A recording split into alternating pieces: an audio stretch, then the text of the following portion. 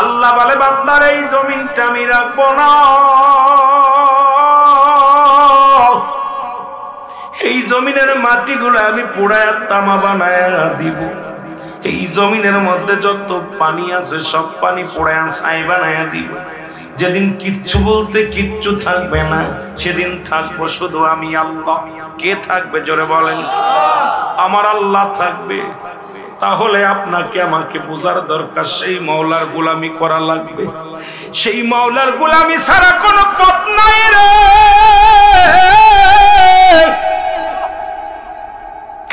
সেই মাওলার গোলামি ছাড়া কোনো পথ নাই, সেই মাওলার ইবাদত ছাড়া কোনো পথ নাই।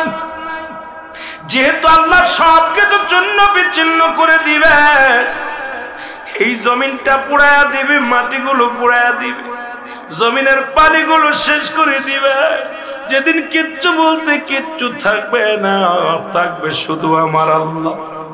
আল্লাহ কয় বান্দা সেদিন থাকবো আমি শুধু আমার নবীর ভালোবাসা নিয়ে।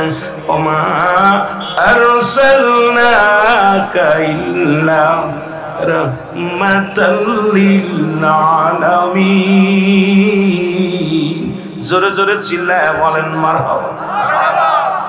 আল্লাহ নবীর রহমতের পেয়ালা নিয়ে দুনিয়ার মধ্যে আগমন করেছে, যিনি উম্মতের কান্ডারি,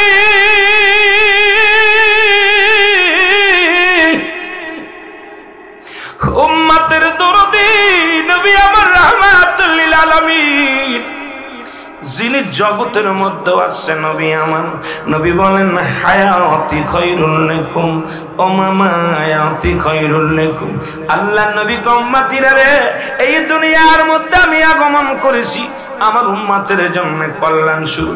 কারণ আমি নবী দুনিয়ার মধ্যে আমার আল্লাহ পাঠাইলো, আমার আল্লাহ আমারে আমার উম্মতের কল্যাণের জন্য। ও দাদু ভাইরা, আজকে মাহফিলটাও ঠিক আপনাদের কল্যাণের জন্য। যারা কবরে শুয়ে আছে তাদের জন্য বড় কল্যাণ, তাদের জন্য ঈদের দিন। কারণ আপনি আমি কবরে শুয়ে যাব, ওই যেখানে গেলে রাত শেষ হবে না, যেখানে গেলে সকাল হবে না, যেখানে গেলে সন্ধ্যা লাগবে না, যেখানে শুরু আছে যার শেষ নাই, সেই জায়গাটার নাম হলো কবর।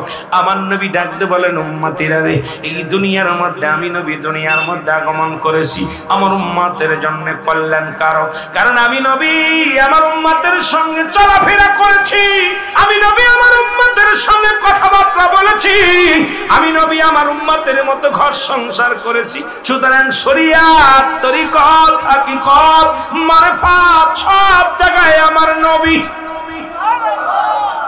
আস্তে কইবেন না, জোরে কইবেন।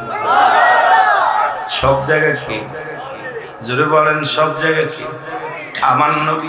শরিয়াতের দিক তাকাইবেন নবী, হাকিকতের দিক তাকাইবেন নবী, মারিফাতের দিক তাকাইবেন নবী, কবরের জিন্দেগিতে নবী, আর মুসলমান সংসারে জীবনে নবী।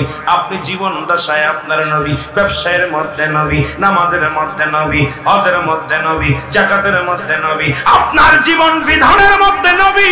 এই জন্য নবী বলেন আমার জিন্দেগিটা আপনাদের জন্য কল্যাণকারক। হায়াতি খায়রুল লাকুম, আমার হায়াতের জিন্দেগিটা আমার উম্মতের জন্য কল্যাণকারক। জোরে বলেন মারহাবা। আজকে মরণের কথা বলতে যাইয়া ইমানদারের কত পাওয়ার, ইমানদারের কত হিকমত, আল্লাহ কত রহমত দান করেছে। মুসা আলাইহিস সালামের নামটা শুনেছেন কি শোনেন নাই? আমি গল্প করে আলোচনা শুরু করে দিই, আস্তে আস্তে আলোচনার মধ্যে আমরা ডুব দিই। বনি ইসরায়েলদের মধ্যে একজন নবী যার নাম হলো হযরত মুসা আলাইহিস সালাম। জোরে জোরে চিল্লায় বলা যাবে না মারহাবা। যার কাছে জিবরিল আমিন আগমন করেছিল, একবার নয়, দুইবার নয়, 450 বার। কয়বার? 450 বার। মুসা নবী আল্লাহর সঙ্গে দিদার করতেন, দেখা করতেন। আমার ভাইরা, আমার বন্ধুরা, মুসা নবীর কবরটা কোথায় আজও পর্যন্ত পৃথিবীর মানুষ বলতে পারে না। মুসা আলাইহিস সালামের কবরটা কোথায় দেয়া হয়েছে আজ পর্যন্ত পৃথিবীর কোন ইতিহাস কেউ প্রমাণ করতে পারে নাই। বনি ইসরায়েলের মানুষের আজ পর্যন্ত মুসা আলাইহিস সালামের কবরটা খোঁজে, কোথায় তার কবরখানা আছে, কোথায় তার রওজাখানা আছে, আজও পর্যন্ত খুঁজে পাওয়া যায় নাই। জোরে বলেন আল্লাহু আকবার। মুসা আলাইহিস সালামের জামানায় এ মুসলমান ফিরাউন, যার নাম শুনেছেননি? আমি বলছি আগে একটু কথা বলে আলোচনা শুরু করি, যেহেতু আমার গলার কন্ডিশন একটু ভালো হোক, কথা বলতে বলতে গলাটা ক্লিয়ার হোক, আমরাও আলোচনার মধ্যে ডুব দিই। কারণ আল্লাহ তাআলা যেন আজকের মাহফিল থেকে কিছু নিয়ে যাওয়ার তৌফিক দান করে। সকলে বলুন আমিন। একটু মহব্বত দুরূদ শরীফ পড়েন আল্লাহুম্মা।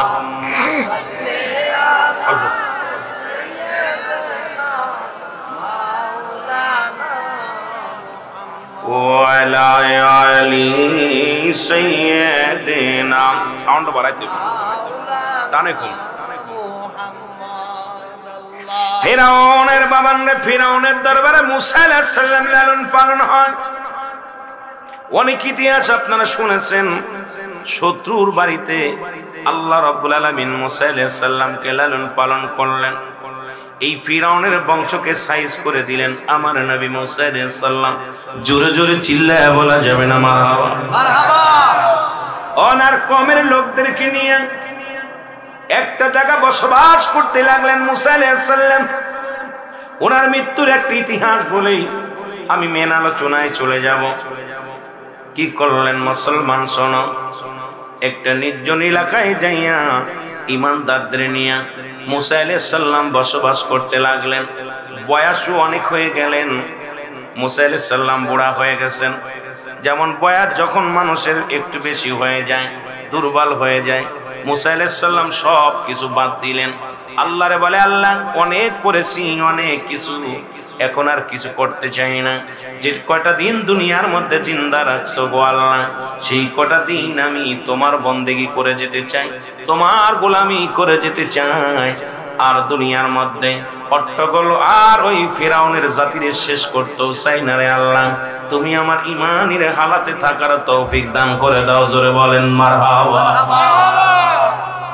এ মুসলমান, এমন সময় আজরাইল আলাইহিস সালাম আগমন করলেন। হযরত মুসা আলাইহিস সালামকে সালাম দাও, আল্লাহর নবী মুসা গো, আসসালামু আলাইকুম। হে আল্লাহর নবী মুসা। মুসা আলাইহিস সালাম বলে, আলাইকুম আসসালাম। তুমি কে? বলে, আমি আজরাইল। আমি কে? আমি আজরাইল। বলে, তুমি কিসের জন্য আসছো? বলে, আপনার কাছে এসেছি আপনার জানটা কবজ করার জন্য। আপনার হায়াত শেষ, দুনিয়ার জিন্দেগি শেষ হয়ে গেছে, অনেক করেছেন। এই 300 বছর পরে আপনি জমিনের মধ্যে আছেন, অনেক লম্বা টাইম আল্লাহ আপনাকে দান করেছেন। এখন যাবার সময় হয়ে গেছে, আপনার যেতে হবে, এই জন্য আমি আপনার কাছে হাজির হয়ে গেছি। মুসা আলাইহিস সালাম বলে, আজরাইল কি বলতে চাও? কয়, হ্যাঁ আপনার যেতে হবে, আপনার জানটা কবজ করার জন্য আমি আসছি। কুল্লু নাফসিন যায়িকাতুল মাউত, সব প্রাণীর মৃত্যু স্বাদ গ্রহণ করতে হবে। স্রষ্টার কোনো মৃত্যু নাই, সৃষ্টির মৃত্যু আছে। সৃষ্টির মৃত্যু আছে, স্রষ্টার মৃত্যু নাই। এরে আজরাইল ডাক দেব, বলো না মদিনা মদিনা, আশিক মুমিনের ঠিকানা। বলো না মদিনা মদিনা, আয় গায়ে দিদার চেয়ে কাঁদো তোমরা, দিদার চেয়ে কাঁদো তোমরা, হও না নবীর দিওয়ানা। মদিনা আশিক মুমিনের ঠিকানা। বলো না মদিনা মদিনা, আশিক একটু জোরে বলা যাবে না? বলো মদিনা মদিনা, আশিক এর নবীর প্রিয় সাহাবী হযরত আবু বকর সিদ্দিক। বলেন নবীর প্রিয় সাহাবী, এর ভালোবেসে শুইল পাশে, ভালোবেসে দেশে শুইল পাশে যাইয়া সে তাই দেখো না মদিনা মদিনা আর জোরে বলেন মদিনা মদিনা আসে কম একটু আগে আগে বসে না জোরে বলেন এর মদিনা মদিনা আসে কম জালালউদ্দিন সুয়ুতি ৭৫ বার দেখল নবীজি বলেন জালালউদ্দিন সুয়ুতি ৭৫ বার দেখল নবীজি ওরে এতবার দেখিয়াও নবী এতবার দেখিয়াও নবী তৃষ্ণা তাহার মেটে না মদিনা আসে কম আরো জোরে বলা যাবে না বলো মদিনা মদিনা আয় হায় দিদার চায় কাঁদো তোমরা দিদার চায় কাঁদো তোমরা হও না নবীর দিওয়ানা মদিনা অশেখ মুমিনের ঠিকানা বলো না মদিনা মদিনা কালো হাবশি বেলালে ভালোবাসলো ওই নবীকে ও বলো কালো হাবশি বেলালে ভালোবাসলো ওই নবীকে ও ওরে ইসলামের প্রথম মুজিন ইসলামের প্রথম মুজিন বানাইলেন রব্বানা মদিনা অশেখ মুমিনের ঠিকানা বলো না মদিনা আয় হায় দিদার চায় কাঁদো তোমরা দিদার চায় কাঁদো তোমরা হও না নবীর দিওয়ানা মদিনা মদিনা আসে কম এরে আজ না হয় কাল তুমি যাইবা কবরে মরার পরে ছবি রবে গো তুমি দেখিও গো সাইয়া মরার পরে ছবি রবে গো জোরে বলেন ঠিক কিনা এর দাদাই গিয়েছে বাবাই গিয়েছে কেউ না ফিরে আইল গো যাবার পরে ছবি রবে গো তোমার যাবার পরে ছবি রবে গো বলেন আজ না হয় কাল তুমি যাইবা কবরে মরার পরে ছবি রবে গো তুমি দেখো একবার সাইয়া মরার পরে ছবি রবে গো জোরে বলেন ঠিক কিনা সব কিছু থাকবে তুমি থাকবা আল্লাহ নবী মুসা আলাইহিস সালাম বললেন আল্লাহ আপনি ওয়াদা করলেন সমস্ত মাখলুকাতকে আপনি ডাকবেন গো আমার আল্লাহ বলে হ্যাঁ মুসা আমি ওয়াদা করলাম সব মাখলুকাতকে আমি খাওয়াই খাওয়ানোর দায়িত্ব যেহেতু আমি স্রষ্টা ওরা সৃষ্টি যাকে আমি সৃষ্টি করেছি সবারই রিজিকের ফয়সালা আমি আল্লাহ দিয়ে দিব মুসা নবীকে সালাম বিনিময় করলেন আল্লাহর তরফ থেকে সালাম পাইয়া উত্তর দিয়া মুসা নবী চললেন আস্তে আস্তে যায় দেখে পথের মধ্যে নির্জন একটা এলাকা মরু প্রান্তরের মধ্যে 7 জন ব্যক্তি একত্রিত হয়ে একটা কবর খনন করতেছে জোরে বলেন আল্লাহু আকবার মুসা নবী তাকায় দেখে এত নির্জন এলাকায় কোনো মানুষ নাই চারিপাশে বিশাল একটা মরু প্রান্তরে সেখানে 7 জন মানুষ একটা কবর খোঁড়ে মুসা আলাইহিস সালাম সালাম দিলেন যায় দিয়ে বলে এ ভাইরা তোমরা এখানে কেন কবর কার কবর খোঁড়ো বলে আপনি যদি শরীক হতে চান আমাদের সঙ্গে হতে পারেন মুসা আলাইহিস সালাম শরীক হলেন ওই 7 জনের সঙ্গে 8 জন মিলা কবর করলেন কবরটা কমপ্লিট হয়ে গেলেন মুসা আলাইহিস সালাম গায়ের ঘাম দিয়া মুসলমান শুনে নাও ঘাম ঝরতে লাগলেন বুড়া মানুষ এমন সময় কবরটা খোঁড়া হয়ে গেলেন লোকজনে বলে হে আল্লাহর নবী মুসা ওই 7 জন বলে হে আল্লাহর নবী মুসা আমরা যার জন্য কবরখানা খুঁড়তেছি আপনার মতো লম্বা চওড়া। আপনি যদি একটু মাপ দিয়ে দেখতেন, আপনি একটু শুয়ে দেখেন দিয়ে আপনার মাপ ঠিক আছে কিনা। কারণ আপনার মাপ যদি ঠিক থাকে, যাকে আমি কবরের মধ্যে শোয়াইব সেই লোকটা আপনার মতো লম্বা, আপনার মতো চওড়া, আপনার মতো বডি ফিটনেস। সুতরাং মাপের জন্য একটু কবরের মধ্যে শুয়ে পড়েন। মুসা আলাইহিস সালাম কবরের মধ্যে শুয়ে পড়ছে। শোয়ার সঙ্গে সঙ্গে মুসলমান শুনে নাও, যে 7 জন কবর খুললেন, ওই কবর যিনি খুললেন উনটা ছিলেন ফেরেশতা। আল্লাহু আকবার বলেন না? আল্লাহর প্রেরিত ফেরেশতা কবরের মধ্যে শুয়া মুসা নবী আল্লাহ, এত সুন্দর কবর, এমন নির্জন কবরে আল্লাহ এইরকম আমারে তুমি শান্তির মধ্যে রাখো। আল্লাহ কয়, আল্লাহ সঙ্গে সঙ্গে আর এক ফেরেশতাকে বললেন, ফেরেশতারা তাড়াতাড়ি যা মুসা নবীর হাতে একটা আপেল ধরাইয়া দে। একটা ফেরেশতা একটা আপেল নিয়ে চলে আসলেন, আপেলটা এনে মুসা নবীর হাতে দিলেন। হুজুর খান কবরের ভিতরে শুয়ে যখন আপেলের মধ্যে কামড় দিলেন, আমার আল্লাহ পাক মুসা আলাইহিস সালামের রূহটা বাইর করে দিলেন। জোরে জোরে চিল্লায়া চিল্লায়া বলেন আল্লাহু আকবার। মুসা আলাইহিস সালাম বিদায় হয়ে গেলেন, ওনাকে কবর থেকে উত্তোলন করলেন, ফেরেশতারা তারে গোসল করাইলেন, ফেরেশতা দিয়া গোসল করাইলেন। শুনে নেন মুসলমান, ফেরেশতারাই জানাজা পড়লেন। এ দুনিয়ার মানুষ শোনো, মুসা নবীর জানাজা পড়েছে ফেরেশতারা, মুসা নবীর কবর খনন করেছে ফেরেশতারা, সাথে শরীক ছিল নিজেই মুসা আলাইহিস সালাম। এবার তাকে কি করলেন? কাফন দাফন করাইলেন। কাফন দাফন করাইয়া এরপরে মুসলমান সবাই চলে আসলেন। এরপর থেকে ওই কবরটা খোঁজার জন্য বনী ইসরাইলের মানুষ কিয়ামত পর্যন্ত কবর শুধু খুঁজবে আর খুঁজবে, কারণ ওই কবরের কোনো চিনাক্ত নাই। এমন ভাবে কবরটা দিয়া দিয়েছে, মুসা নবী চিরতরে ওখানে শুয়ে আছে, কেউ আজ পর্যন্ত মুসা নবীর কবরটা খুঁজে পায় নাই।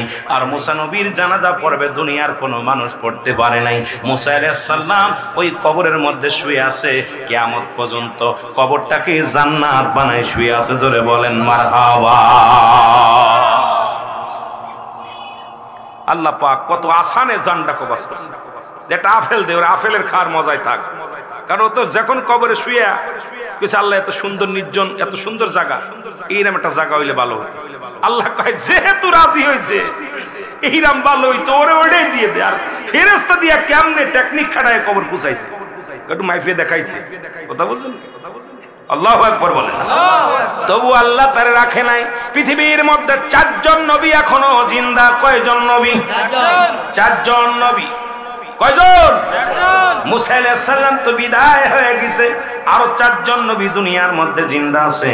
তাদের মধ্যে একজনের নাম হলো হযরত ইলিয়াস আলাইহিস সালাম, যিনি আছে পাহাড়ের দায়িত্ব তাকে দিয়েছে আমার আল্লাহ।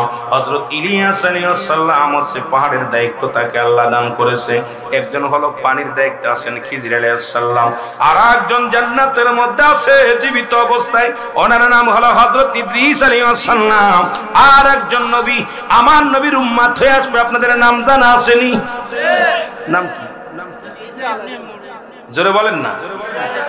হযরত ঈসা আলাইহিস সালাম। মারহাবা বলেন। এই তো মুখস্থ আছে, আপনাদের জানা আছে। আমার নবীর উম্মত হইয়া একজন নবী আইব, সেই নবীর নাম হযরত ঈসা আলাইহিস সালাম। জোরে বলেন না মারহাবা।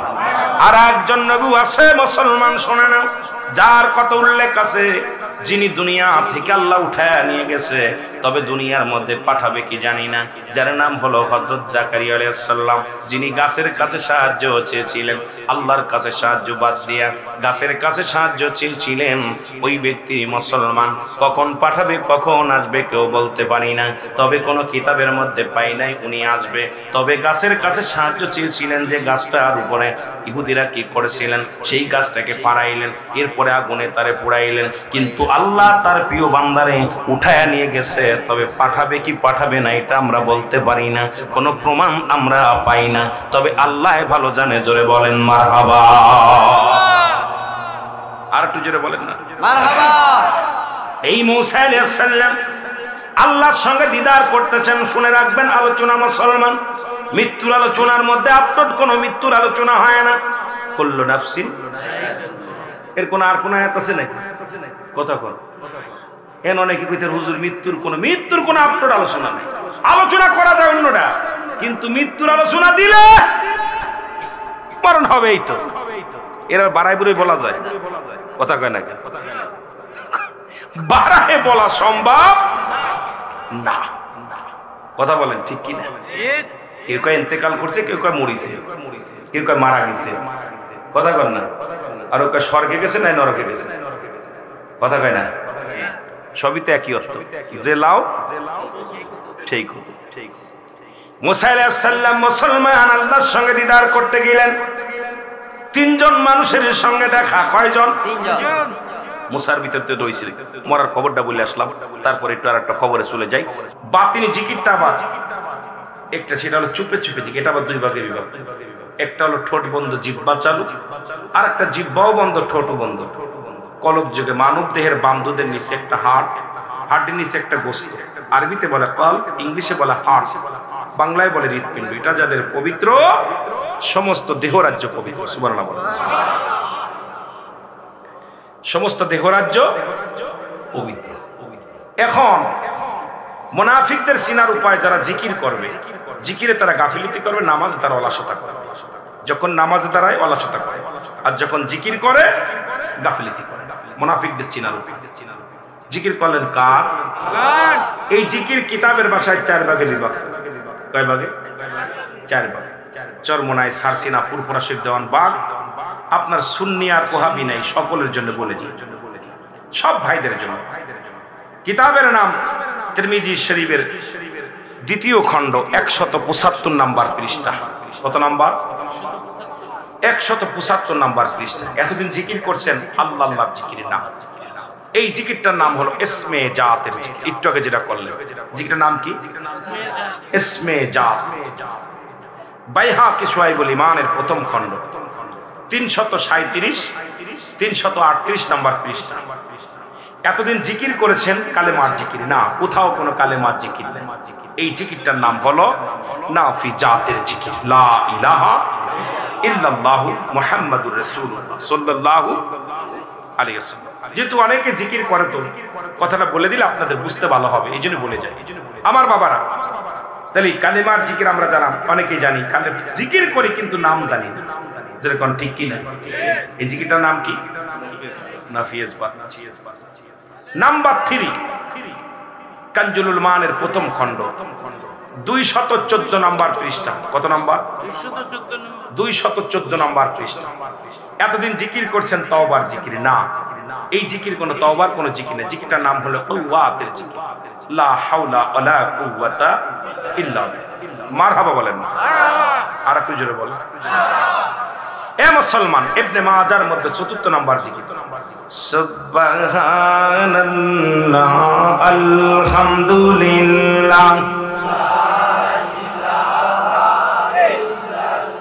আমিন বলেন, আমিন।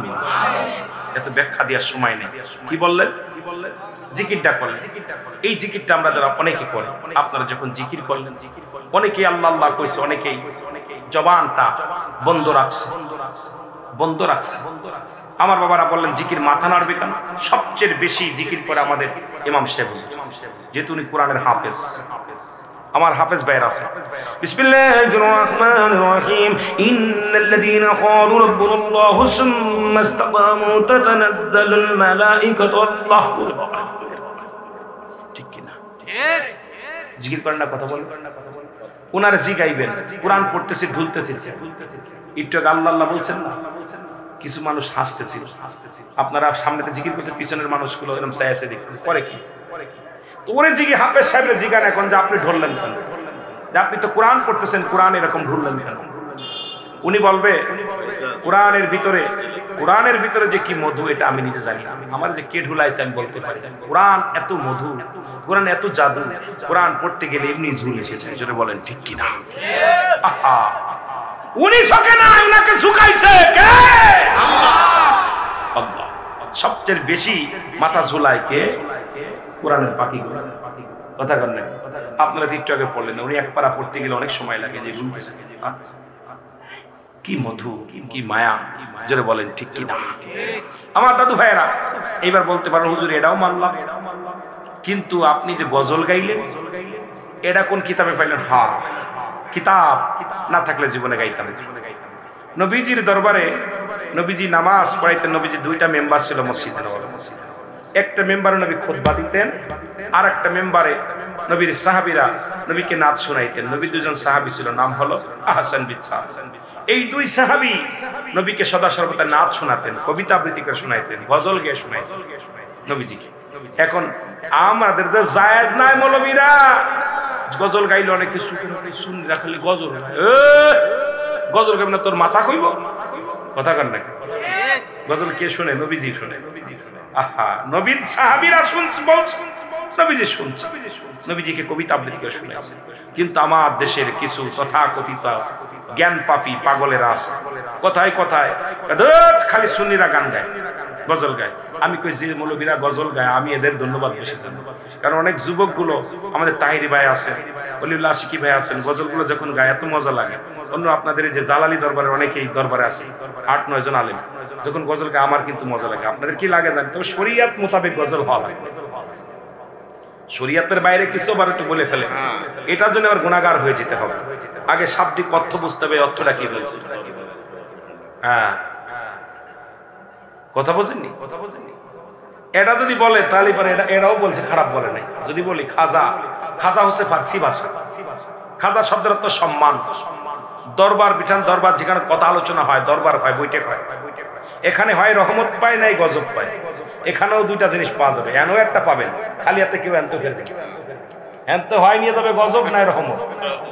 আল্লাহর ওলির দপ্তরে গেলে কেউ নিয়ামত নিয়ে আসে, কেউ গজব নিয়ে আসে। সুতরাং কথাটা খারাপ কয় নাই, খাজারে তোর দরবারে কেউ ফেরে না খালি হাতে। কথাটা হাসাই কইছে, হয় নিব গজব নাই নিব রহমত, পাইতেই হবে একটা, একেবারে তোর খালি হাতেই তো না। কথা কন, কথা কন, ঠিক কি না? এই জন্য হাকিকত অনেক আছে বাবা, তো বড় কষ্ট। হ্যাঁ, সব সিনার খবর মনের খবর কিটা রাখে? কথা বলেন, কে রাখে? এইবার কথাটা খুব মজার একটা, একদম বুখারীর হাদিসটা, একদম হাদিসটা বাইরে মাইরা দিছে, খুব সুন্দর। ইন্নামা আমারু বিনিয়া, সিনার খবর মনের খবর কে রাখে? তাহলে আপনারা এই যে একটু আগে আপনারা জিকির করলেন, এমন অনেকে হুকুর হুকুর করতেছে, তাহলে আপনি পরে গায়েব ওই যে আপনার মনের খবর, সিনার খবর, এটা কে জানে?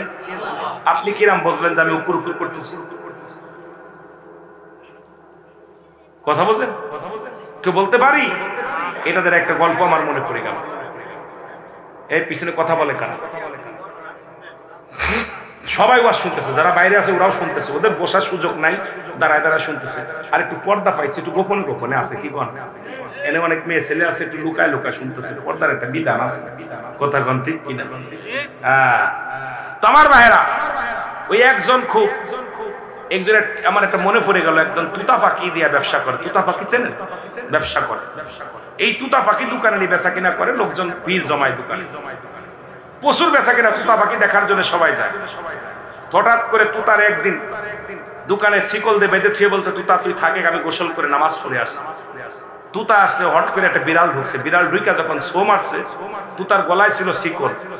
এই শিকলটা দিয়া, শিকলে লাইগা তেলের বোতল সব তেল পড়ে গেছে। দোকানদার দোকান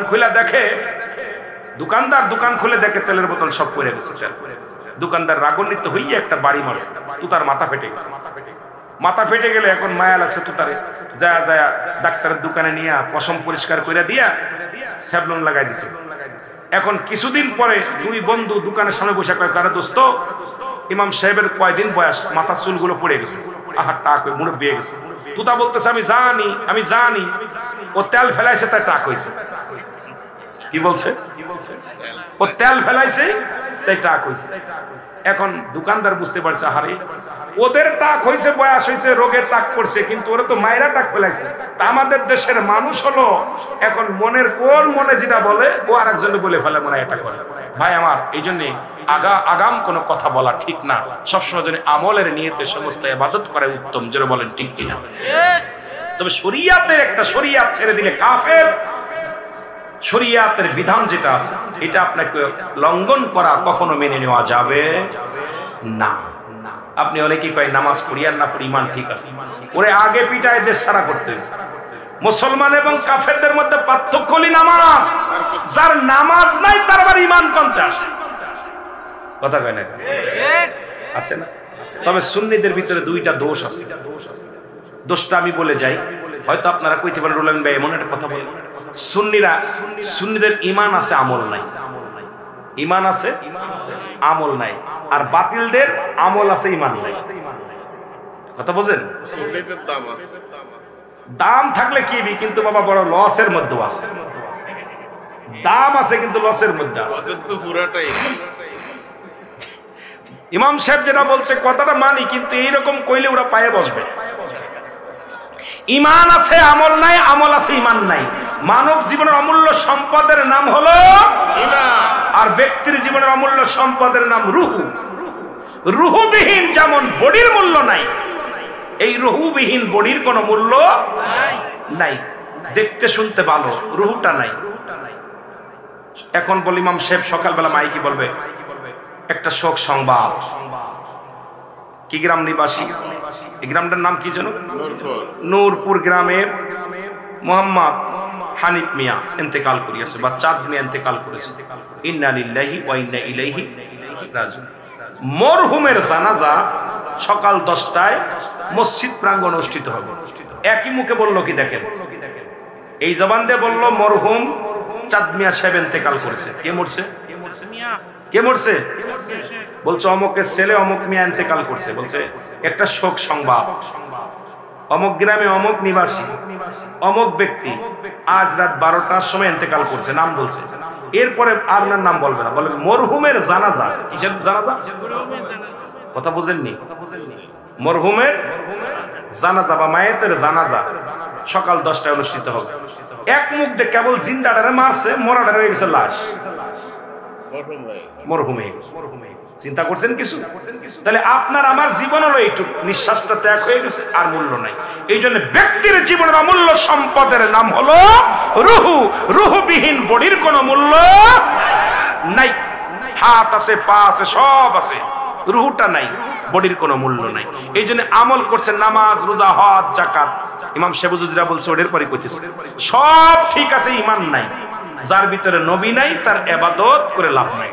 যারা বলেন ঠিক কিনা? এই জন্য বলতেছিলাম আমার নবী ইন্তেকাল করছে, কথা বোঝেন নাই? নবীজি ইন্তেকাল করছে, এটা নিয়ে কিছু বাতিলেরা কয় নবী মরে গেছে। নবীজি বলতেছে না, শুনে নাও, আমি নবীর ইন্তেকাল শরীফটা আমার উম্মতের জন্য কল্যাণ শরীফ। সুবহানাল্লাহ বলেন না? সুবহানাল্লাহ। আর একটু জোরে বলেন সুবহানাল্লাহ। কে বলতেছে? নবীজি বলতেছে যে আমি যে চলে গেছি, বিদায় নিছি, বিদায়টা নিয়েও আমার উম্মতের জন্য। আমি বিদায় নিতাম না, নিছি আমার উম্মতের জন্য। কার জন্য? কারণ আমি নবী যখন কোন উম্মত ভালো কর্ম করে, ভালো কাজ করে, আমি আল্লাহর দরবারে প্রশংসা করি যে আল্লাহ অমুক গ্রামের চাঁদ মিয়া সাহেব, ইমাম সাহেব হুজুর, ওই আবু সাইদ মিয়া, আল্লাহ ওই নাসিরউদ্দিন একটা ভালো কাজ করছে, আল্লাহ ওদের জন্য শুকরিয়া আদায় করে আল্লাহ। আবার কোন উম্মত যখন গুনাহের কাজ করে, নবীজি বলেন সঙ্গে সঙ্গে আমি আল্লাহর দরবারে ইস্তেগফার করি, মাফ চাই যে আল্লাহ অমুক ব্যক্তি অন্যায় করছে, তুমি তারে মাফ করে দাও। যদি ইমানদার এ মুসলমান, তাহলে এই নবীর পক্ষে থাকার দরকার আছে কিনা? আরো জোরে বলেন আছে কিনা? এই জন্য আমি আপনাদের কাছে আমার দাবি করে যাই, নাম্বার 1 হলো মানুষের মরণ, নাম্বার 2 হলো কবর। আর কবর বলতে আমরা বুঝাই মানুষের মৃত্যুর পর থেকে শুরু করে কিয়ামত পর্যন্ত জগৎটাকে বলা হয় কবরের জগৎ। জোরে বলেন ঠিক কিনা? আরো জোরে বলেন ঠিক কিনা? এই কবরে কোনো সকাল আর বিকেল নাই, এই কবরে কোনো রাত আর দিন নাই। কবরে শুরু আছে, তার শেষ নাই।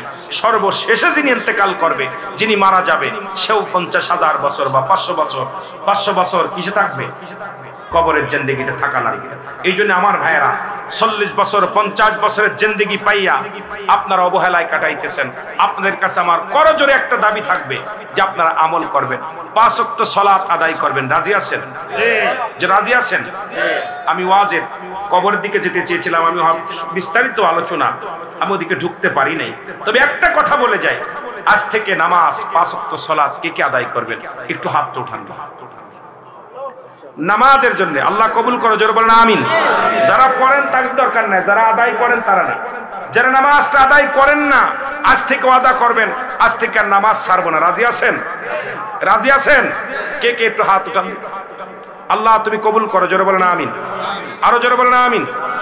আপনাদের ভিতরে আজ থেকে একটা দাবি করব। ভাই বস, আসলে বলেন। আপনাদের কাছে আমার একটা দাবি, আজ থেকে প্রতিজ্ঞা করবেন আর মুখের মধ্যে দাড়ির মধ্যে খুঁট দিব না। অনেক পীর সাহেব আছে দাড়ি ছাড়া দিন, কথা বোঝেননি? আজ থেকে প্রতিজ্ঞা করবেন শরীয়তের আমার নবীজির এই সুন্নাত, দায়মি সুন্নাত, এই সুন্নাতের মধ্যে আর আমি খুঁট লাগাবো না। 10টা ছেলে হাত উঠায় দেখাবেন যে ভাইজান আপনি দাড়িটা রেখে দেখেন যারা বিয়ে করেন নাই, আল্লাহর রাস্তায় যদি ভালো বউ না পান তারপর আমার সাথে বোঝাপড়া করবেন। আপনি দাড়ি রাখার কারণে সম্মানিত হবেন, ইনশাআল্লাহ আপনার বন্ধু চাইতে সুন্দরী বউ পাবেন, সুন্দরী বউ পাবেন। একটু প্রতিজ্ঞা করেন না যে আজ থেকে আর দাড়ির মধ্যে খুঁট দেবো না। কে কে আছেন একটু হাত তোলেন। সুন্নি ভাইয়ের একটু হাতটা তোলেন। যারা বিয়ে করেন নাই আপনারা তো রাখছেন, যারা রাখেন নাই তারা, যারা রাখে নাই দাড়ি আজ থেকে আর খুঁট দেবে না। কে কে রাজি আছেন একটু হাত তোলেন। 1টা 2টা 3টা 4টা 5টা। এই কবরে যাওয়ার ভয় আছে, কবরে যাওয়ার ভয় আছে। অনেকে দাড়ি পেকে গেছে, আপনার দাঁত পড়ে গেছে, দাড়ি রাখে নাই। একটা হাত উঠান, জোরে উঠান না। আমি তোমাদের জন্য দোয়া করে যাব। আমি আল্লাহর কাছে একটু কান বোঝা, আল্লাহ তোমার বন্ধু চাইতে যেন সুন্দরী বউ তুমি পাও। কথা বোঝনি? কারণ অনেকে দাড়ি রাখে না, সুন্দরী বউ যদি না পায়, আরে দরকার নেই, বিয়ে করবো না।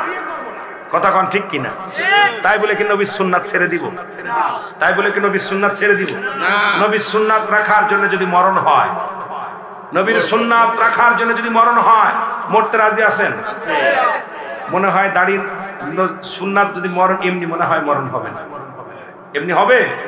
আপনাদের কাছে আমার দাবি, যারা মা বাবার খেদমত করেন না আজ থেকে প্রতিজ্ঞা করবেন আপনারা খেদমত করতে রাজি আছেন। যারা করেন না হাত উঠান, যে আল্লাহ পায়ের মধ্যে পড়ে যাবেন। 3 শ্রেণী মানুষ যাদের রোজা কবুল হয় না, হজ কবুল হয় না, যাকাত কবুল হয় না, নামাজ কবুল হবে না। এই 3 শ্রেণীর মানুষ। 1 নাম্বার হলো পিতামাতার নাফরমানি সন্তান। পিতামাতার নাফরমানি সন্তান, এদের হজ কবুল হবে না, যাকাত কবুল হবে না, এদের পৃথিবীর মধ্যে কোনো ইবাদত আমার আল্লাহ কবুল করবে না। নাম্বার 2, এতিমের মাল ভক্ষণকারী। এতিমের মাল ভক্ষণকারী, এতিমকে যারা ঠগায়, এতিমের সম্পদ যারা হরণ করে। নাম্বার 3, গীবাত। গীবাত, এখন গীবাতের আবার হালাত আছে, গীবাতের আবার হালাতও আছে। কথা বলছেন? গীবাতও জায়েজ আছে, তবে ওইটা আপনাদের শিখাবো না। কথা বলছেননি? গীবাত গুলো বন্ধ করবে। এবং আমানতের খেয়ানতদারি, এইগুলো মানুষগুলো এদের দোয়া কবুল আল্লাহ করতে চায় না। এই জন্য আমি আপনাদের কাছে বলবো, আজ থেকে পিতা মাতার খেদমত করতে চাই। জোরে বলেন ঠিক কিনা? চাই কি চাই না? চাই। আল্লাহ আমাদের বোঝার তৌফিক দান করুন। সকলে বলেন আমিন। আরো জোরে বলেন আমিন। ওয়াজ মুখ্য বিষয় না, আমলটা মুখ্য বিষয়। আমি অসুস্থ বাবা, দোয়া চাই আপনাদের কাছে। দোয়া চেয়ে বিদায় নিলাম আজকের মাহফিলের। আজকে মুফতি জাহাঙ্গীর আলম মুজাহিদি সাহেব আসছেন, উনি আলোচনা করবেন। আপনারা আলোচনায় সকলে ধৈর্য সহকারে শুনবেন।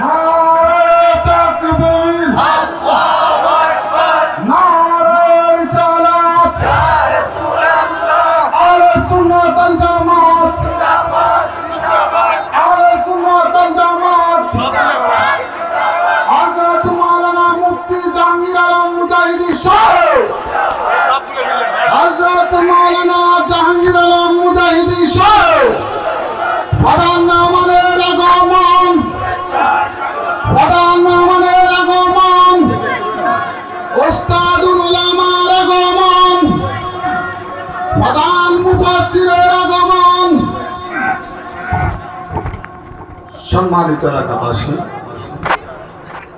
হুজুর আমাদের মাঝে উপস্থিত হয়েছেন। হুজুরকে ফুল দিয়ে বরণ করবেন আমাদের হুজুর সাহেব। হুজুর